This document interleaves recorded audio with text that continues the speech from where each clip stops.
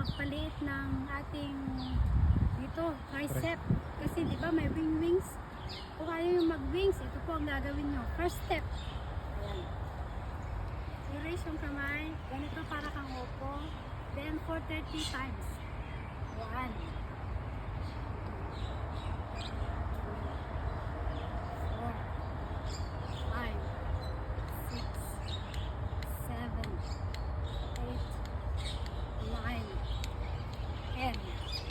11, 12, 13, 14, 15, 16, 17,